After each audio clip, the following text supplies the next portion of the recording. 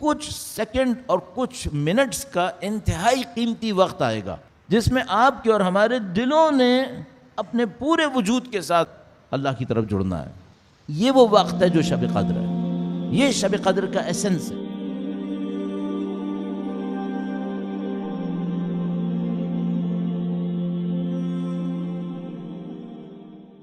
سب کو معلوم ہے یہ شب قدر جو گویا 3 شبوں کے اوپر ظاہر مشتمل ہے. بظاہر روایات میں یوں احساس ہوتا ہے کہ یہ 3 میں سے کوئی ایک شب قدر آخری ہے، نہ کہ 2 باقی شب قدر نہیں ہیں. ایک اصول کافی میں روایت ہے، اس میں امام نے اس طرح ارشاد فرمایا، لب لباب اس کا یہ نکلتا ہے کہ پہلی رات کچھ طے ہوتا ہے، دوسری رات اس کو ایک مرحلے تک لایا جاتا ہے، تیسری رات کنفرم ہو جاتا ہے. ہماری انڈرسٹینڈنگ کیا ہے وہ یہ کہ ان 3 میں سے کوئی ایک شب قدر ہے. ہم یوں سمجھتے ہیں زیادہ تر لوگ، ایسا نہیں ہے بظاہر.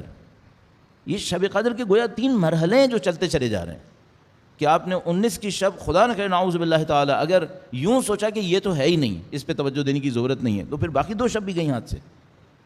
کیونکہ وہاں کچھ شروع ہوا ہے جو 21 کی شب میں کہیں پہنچا ہے اور 23 کی شب میں کہیں یقین پہ آیا ہے. تو نظر انداز کرنے کی کوئی بھی شب نہیں ہے. ہاں یہ کہ وہ جو قطعی ہے آخری علت ہے وہ کوئی ایک شب ہے، ظاہراً وہ 23 ہے. جیسا کہ ہمارے پاس روایت موجود ہے کہ تم لوگوں کے سامنے دلیل دو امامت کے اوپر اور ان سے کہو کہ یہ جو قرآن کریم میں ارشاد فرماتا ہے تنزل الملائکۃ والروح، کس پہ روح اور ملائکہ نازل ہو رہے ہیں؟ اگر شب قدر ہر سال آتی ہے تو ہر سال تنزل الملائکۃ والروح ہے، تو کس پر تنزل الملائکۃ والروح ہے؟ اس دنیا میں کون ہے جو ملائکہ اور روح کو قبول کرنے کے قابل ہے؟ کون دعویٰ کرے گا یہاں پہ؟ شاید جہاں تک ہمیں سمجھ میں آتا ہے شیعت کے علاوہ پوری دنیا میں کوئی مکتب دینی ایسا نہیں ہے جو یہ دعویٰ کرے کہ اس کا آسمان سے رابطہ ابھی باقی ہے. فقط تشیع ہے. جو سب سے اہم واقعہ ہے سورہ قدر کا، شب قدر کا، وہ یہ تنزل نزول ملائکہ اور روح ہے. اور وہ کس کے اوپر ہے؟ وہ صاحب شب قدر کے اوپر، وقت کے امام کے اوپر. تو آپ شب قدر میں کس پر توجہ دیں تو آپ کا کام حل ہوگا. محور وہ ہیں، مرکز نزول ملائکہ وہ ہیں. تو اب دنیا میں اور کہاں جانے کی ضرورت ہے آپ کو؟ آپ شب قدر منانا چاہتے ہیں، آپ شب قدر کا احیاء کرنا چاہتے ہیں، الحمدللہ رب العالمین، اس کے اوپر دیکھیں جس پہ ملائکہ نازل ہو رہے ہیں، اس طرف توجہ دیں. تو حتی الامکان کوشش کریں کہ آپ شب قدر کے اندر ہم اور آپ تھوڑے وقت کے بعد تھوڑے سے کوئی اعمال آپ نے انجام دیے، آپ کی توجہ کہیں اور ہوئی، ایک دعائے سلامتی ضرور پڑھ لیں، ایک امام پہ توجہ ضرور کر لیں. ہم لوگ ظاہر ہے کہ میں نے عرض کیا یہ دھوکے کی دنیا ہے، ہم اس دھوکے کی دنیا میں پھنسے ہوئے لوگ ہیں. ورنہ ہمیں کم از کم لفظ میں تو یقین ہے نا کہ اگر ایک دفعہ ان کی نظر لطف ہماری طرف آ گئی ہے تو وہ اکسیر ہیں، وہ کیمیا ہیں، وہی ہماری آب حیات ہیں، وہی ہماری آب حیات. لوگ جو ساری زندگی عزاداری سید الشہداء کرتے ہیں، یہ کیوں کرتے ہیں؟ ایک نظر لطف چاہیے مادر حسین کی، یہی اکسیر ہے، یہی آب حیات ہے. اور کیا دنیا میں اگر کوئی آب حیات ہوگا تو مادی جسم کو زندگی دے گا، ان کی نظر لطف ابدی زندگی کو زندگی دے دیتی ہے. ان کی نظر لطف کی بات ہی کچھ اور ہے. تو ہم اور آپ کیا محنت کریں اس شب قدر کے اندر؟ حتی الامکان محنت کریں، صرف زبان سے نہیں دلوں سے جڑ جائیں ہم وقت کے امام کے حضور. یہ باتیں ظاہر ہے کہ یہ بالکل الف بے ہیں، بنیادی ترین باتیں، ان میں کوئی گہرائی نہیں ہے. بعض اوقات میں ڈرتا ہوں کہ میں آپ لوگوں کا وقت اس پہ ضائع نہ کر رہا ہوں کہ ان میں کوئی گہرائی نہیں ہے، لیکن پھر مجھے سمجھ میں آتا ہے کہ بعض اوقات بہت ساری گہرائیوں کے اوپر باتیں کرتے کرتے دین کی جو روح ہوتی ہے وہ پیچھے رہ جاتی ہے. دین کی روح کیا ہے؟ شب قدر کی روح کیا ہے؟ فرض کر لیجئے میں نے اس میں دعائیں پڑھنا شروع کی، قرآن کریم کی تلاوت کرنا شروع کی، تو میں نے 2 سپارے قرآن کریم پڑھ لیے. فرض کر لیتے ہیں میں نے 200 صفحے دعا پڑھ لیے، دعائے ابو حمزہ شمالی، مختلف دعائیں، 200 صفحے دعا پڑھ لیے. میں آپ سے ایک سوال کرنا چاہوں گا، یہ زبان سے کہنا کافی ہے یا روح سے نکلنا ضروری ہے؟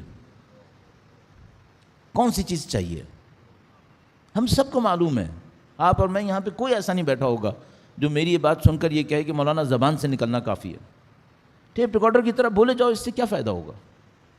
تو پھر آپ کہیں گے کہ مثلا پھر نہ پڑھیں. نہیں، یہ سب ہم پڑھتے ہیں تاکہ اس نقطے پہ پہنچ جائیں جہاں دل جڑ جاتا ہے. بس آپ پوری ایک دعائے ابو حمزہ شمالی پڑھیں، پوری دعائے کمیل پڑھیں، اعمال شب قدر انجام دیں، ان تمام کے پیچھے کچھ سیکنڈ اور کچھ منٹس کا انتہائی قیمتی وقت آئے گا جس میں آپ کے اور ہمارے دلوں نے اپنے پورے وجود کے ساتھ مافیہا، دنیا و مافیہا سے بے خبر ہو کر اللہ کی طرف جڑنا ہے. یہ وہ وقت ہے جو شب قدر ہے، یہ شب قدر کا ایسنس ہے. تو آپ پوری رات اعمال انجام دیں اور وہ چند لمحے نہ آئے، پھر مزہ نہیں ہے، پھر بات نہیں بنی. پھر اس کا مطلب اس پہ کسی اپنے آپ کو کسی دھوکے میں مبتلا مت رکھیے گا کہ اس کے بغیر چلے گا، نہیں چلے گا. آپ پوری رات اعمال انجام دیں. قیمتی وقت کون سا ہے؟ قیمتی وقت وہ ہے جب آپ کا دل جڑا ہے. قیمتی وقت وہ ہے جب آپ کے قلب کے اندر، گہرائیوں کے اندر خدا متعال سے، حجت خدا سے ایک رابطہ بنا ہے. یہ اہم ہے. باقی سب کیا ہے؟ باقی سب مقدمات ہیں، باقی سب تیاری کا حصہ ہے. نہیں کہہ رہے کہ نہ کریں، نہیں کریں گے تو وہ لمحہ تو پھر قطعاً نہیں آئے گا، لیکن اصل وہ لمحہ ہے. بعض اوقات ہم لوگ 6 گھنٹے 5 گھنٹے عبادتوں میں گزار دیتے ہیں بغیر اس لمحے کے.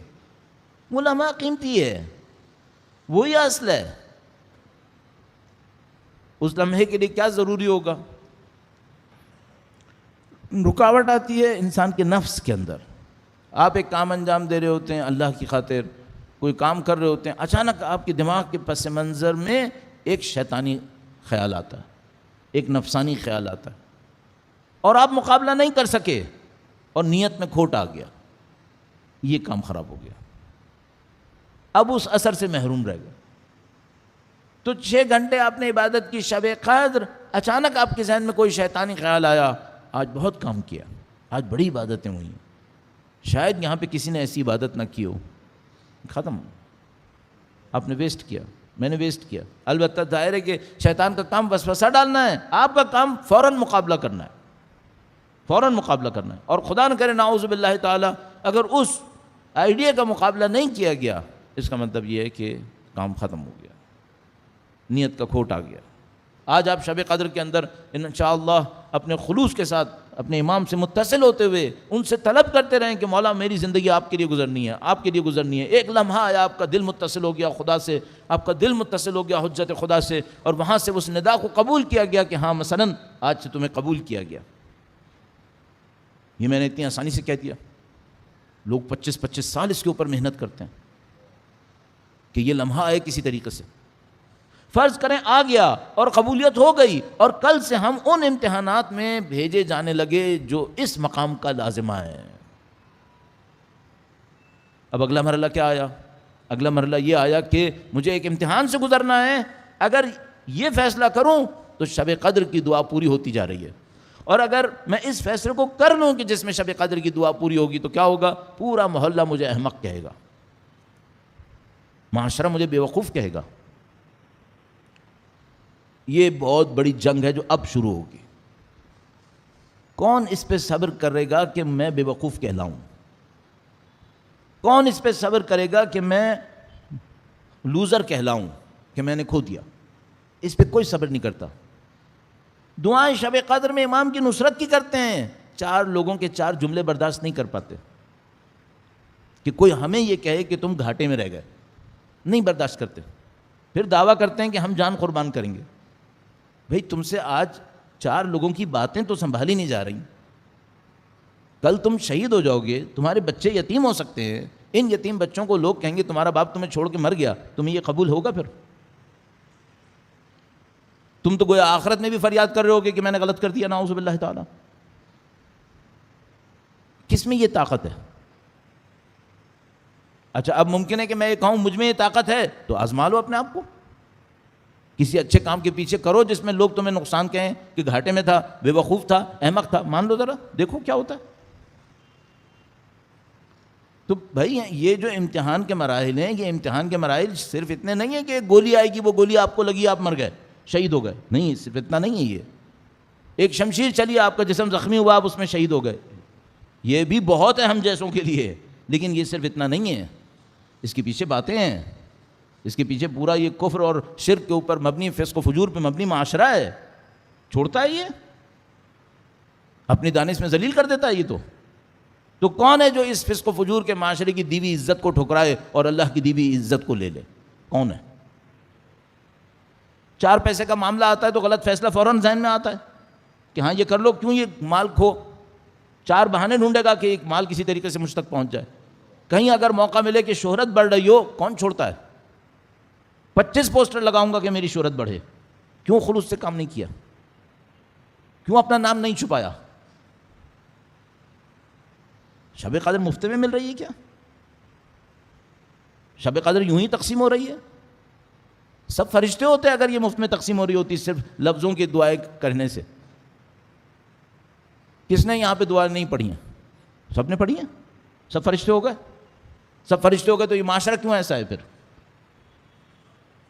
تو بھئی یہ عملی باتیں ہیں۔ آپ اور میں الحمدللہ رب العالمین ایک بہت بڑی فضیلت حاصل کر پائے، ہم لوگ امیر مومنین کے چاہنے والے ہیں بحمدللہ رب العالمین۔ تو اعزائے محترم، یہ جو اہداف آپ طلب کرنے جائیں گے انشاءاللہ آج شب قدر اور طلب فرما رہے ہیں، ان اہداف کے پیچھے کچھ حقائق ہیں، وہ حقائق ساتھ لے کے چلیں۔ ان حقائق میں اپنے آپ کو قربان کرنا ہے جسمانی طور پر، لیکن اپنے آپ کو قربان کرنا ہے روحانی طور پہ، بہت بڑی مشکل ہے۔ اس کو دیکھیے، اچھا ایسا کون یہ کر پاتا ہے؟ کون یہ کر پاتا ہے؟ وہ جو اپنی امیدیں اس دنیا سے کاٹ لیتا ہے، وہ کر لیتا ہے۔ جب تک امیدیں اس دنیا سے لگی ہوتی ہیں انسان آگے نہیں بڑھ پاتا، کہیں نہ کہیں کوئی توقع، ایکسپیکٹیشنز، اٹیچمنٹس کھینچ لیتی ہے نیچے۔ اگر میری کوئی اتنی سی بھی توقع دل کے کسی گوشے میں بھی اس بات پر ہونا کہ مجھے اس دنیا میں عزت ملے، یہ سمجھ لیں کسی نہ کسی دو راہے کے اوپر میں دنیا پہ آؤں گا، کیونکہ جو دنیا میں چھپی ہوئی خواہش ہے یہ کسی سخت کرٹیکل ٹائم کے اوپر مجھ سے غلط فیصلہ کروائے گی، یہ مجھے نہیں چھوڑے گی۔ یہ جو ہمارے ساتھ ہو رہا ہے وہ یہی ہو رہا ہے، دعووں کے اوپر آخرت نہیں بنتی ہے، حقیقتوں کے اوپر آخرت بنتی ہے۔ وہ حقیقتیں جو ہم لوگوں کے ایمان کی حقیقتیں ہمارے قلوب کے اندر چھپی ہوئی ہیں، اور وہ خدا یعلم خائنۃ الاعین وما تخفی الصدور ہے، اور وہ خدا مقلب القلوب والابصار ہے، وہ حقیقتیں ہمارے فیصلوں کو طے کر رہی ہوتی ہیں۔ آپ شب قدر کو پہچان رہے ہیں الحمدللہ رب العالمین، آپ مولا کی شہادت کو سنتے ہیں، آپ جانتے ہیں کہ ہمیں ان کے وارث کا ساتھ دینا ہے، آپ جانتے ہیں کہ ان کے وارث کا ساتھ دینے کے لیے ہمیں اس دنیا کو ٹھکرانا ہوگا، تو پھر دنیا کے اٹیچمنٹ کے ساتھ، اس دنیا کے ساتھ آرزوؤں کو لگانے کے ساتھ یہ کیسے ہو سکتا ہے؟ اب یہاں پہ پہنچتے ہوئے انسان پھر فوراً یہ بات یاد دلاتا ہے کہ بھئی یہ دنیا کے ساتھ اٹیچمنٹ نہ رکھنے کا مطلب سستیاں نہیں ہیں، ہدف کا صحیح ہونا ضروری ہے۔ باقی آپ وہی کریں جو مولا امیر المومنین نے ارشاد فرمایا، ظاہر ہے کہ انہوں نے اسی لیے ارشاد فرمایا، انہوں نے کھیتی باڑی کی ہے، انہوں نے کاروبار کیے ہیں، انہوں نے لوگوں کی زندگیوں کے اندر مالی وسائل ایجاد کیے ہیں، وہ سارے کام آپ کریں، لیکن آپ کی اورینٹیشن امام کی بتائے ہوئے اقوال کی سمت رہے۔ تو شب قدر میں کیا طلب کریں؟ نصرت امام، لیکن وہ نصرت امام ایک پورے بہت بڑے مجموعے کا نام ہے جس میں علم کی معرفت بھی ہے اور عمل کی رکاوٹوں کو بھی دور کرنا ہے۔ اب آپ کی اور میری جتنی آرزویں ہیں عزت کے معاملے میں، کامیابی کے معاملے میں، طاقت کے معاملے میں، جو بھی آپ کی آرزویں ہیں شب قدر میں اس کو امیر المومنین کے میزان میں رکھ کے ناپ لیں، یہ کام ہے۔ شب قدر ہم سے یہ مانگ رہی ہے، اس میزان پہ اپنی ناپ تول کرو اپنے اعمال کا، اور اگلے سال کے لیے طلب کرو کہ مولا یہ زندگی ایسی گزر گئی، اب اگلے سال کیا کرنا ہے؟ اگر ہو، کیا پتا 1 گھنٹہ ہے، کیا پتا 3 گھنٹے ہیں، کیا پتا ہم، اگر ہو تو کیا ہونا ہے ابھی طے کرو، شب قدر ہے۔ اور یہ مت سوچئے گا کہ آج میں فلاں دعا پڑھ لیتا ہوں یہ بعد میں طے کر لوں گا، یہ شب طے کرنے کی شب ہے، زبانوں کو ہلانے کی شب نہیں ہے۔ یہ میں نے عرض کیا وہ دعائیں بھی اس لیے ہوتی ہیں تاکہ آپ اس مرحلے پہ پہنچ جائیں کسی طریقے سے، آپ اور ہم، تو اس کو اہمیت دیجیے گا۔ آج کی شب میں وقت نکالیں، آپ اپنے اور اپنے خدا کے درمیان بیٹھ جائیں، مولا کے ساتھ اس بات کو طے کریں، مولا میری زندگی کو آپ کی رہبری میں گزرنا ہے۔ تنہائی کو اہمیت دیجیے گا آج کی شب بھی، حتیٰ کہیں اعمال بھی انجام دینے جائیں تو بعد میں گھر میں کہیں پہنچ کر تنہائی کو اہمیت دیجیے گا جس میں آپ نے یہ کام کرنا ہے۔